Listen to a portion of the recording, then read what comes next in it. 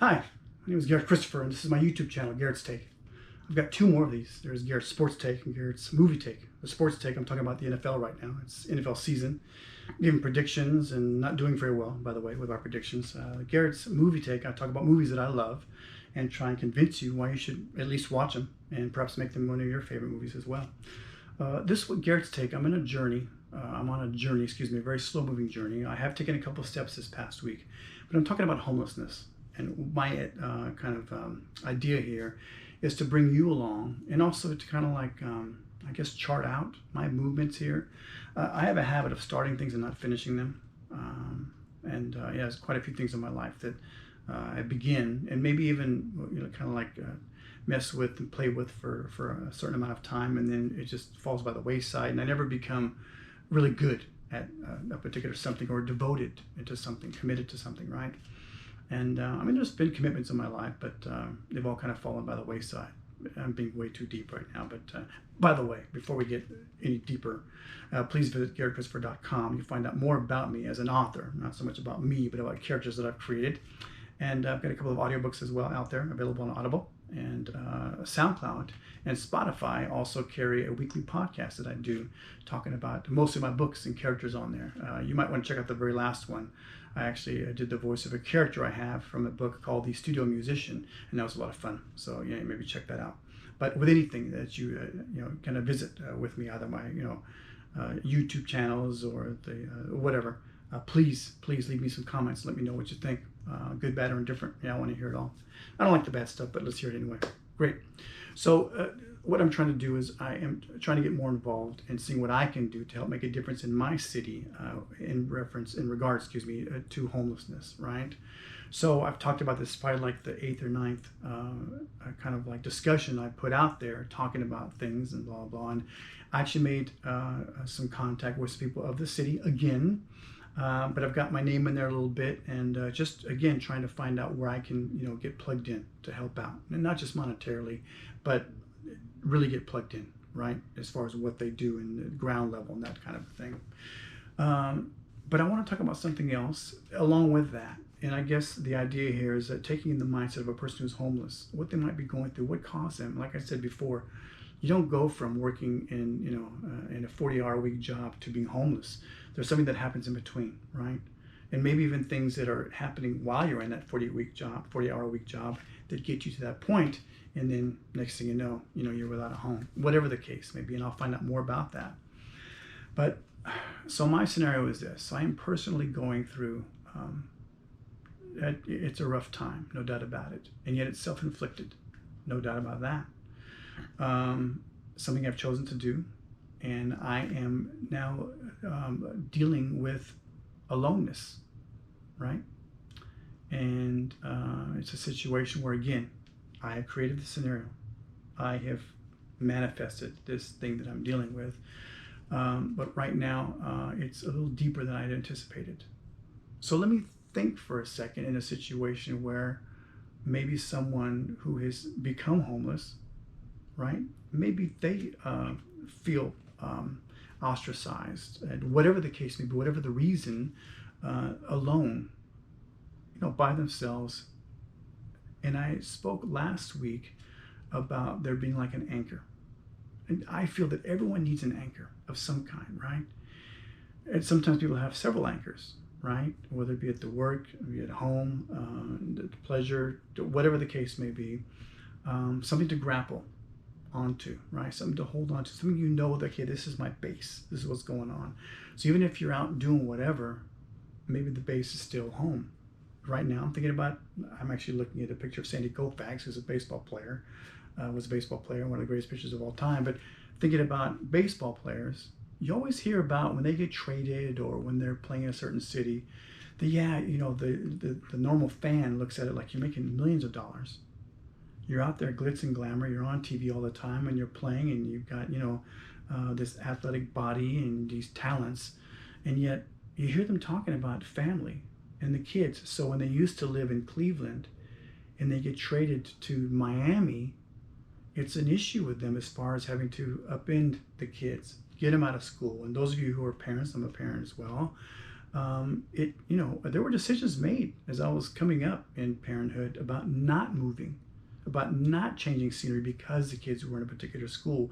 And when a couple of them, when we moved them to a different school out of one situation to another, it was a decision. It wasn't just an easy, I would just do this because of the friends. And again, anchors, right? As a kid, your anchor is home.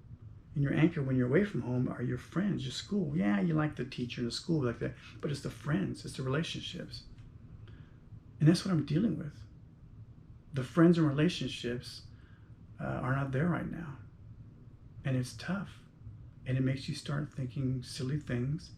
And it makes you start contemplating, where are you? There are times right now that I look in the mirror, which is not often, and just think and picture myself, and I'm not sure who I am right now.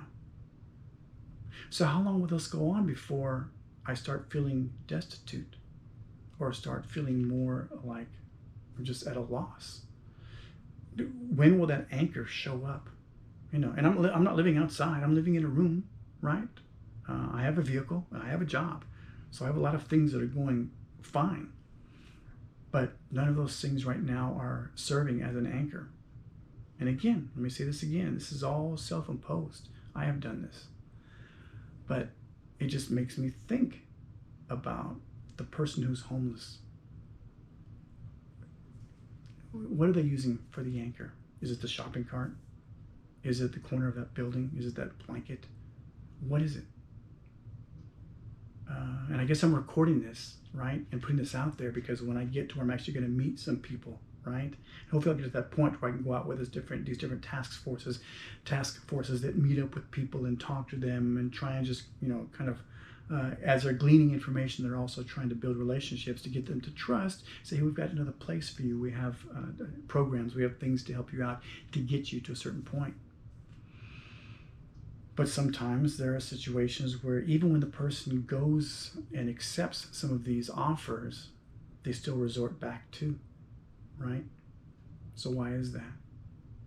And why should they trust? Why should they jump to whatever? And do they ever, even if you're somewhere physical, right? You're somewhere like if I'm at work physically, I'm not really there. Mentally, I'm going through the motions, and my boss is going to love hearing this. Mentally, I'm going through the motions, but my soul is not into it. I can't commit to it right now because all I can think about is that I don't have an anchor. I don't have a place that I can call home, quote unquote. So with that homeless person, do they ever have? You see in the depiction is that they're grabbing on to whatever.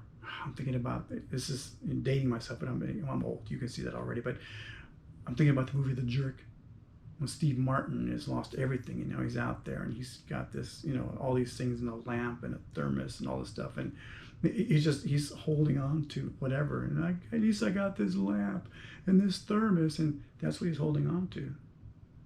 And for that person, that's the depiction, right? That's the humorous depiction of the homeless person. But they're trying to just grab onto whatever they can. Again, the shopping cart, the blanket, the pillow, the socks, the shoes, whatever they may or may not have, trying to hold on to that.